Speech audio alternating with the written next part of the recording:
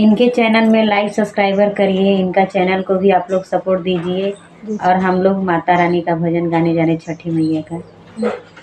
लाल पियर हो दौरावा दौरा चमकत जा दौरा चमकत जा हरि मोर बसेला विदेशवा दौरा के हो घाटे पहुँचाई दौरा के हो घाटे पहुँचाई लाल पियर हो दौरावा दौरा चमकत जा दौरा चमक जा पैया मोर बसेला विदेशवा दौरा के हो घाटे पहुँचा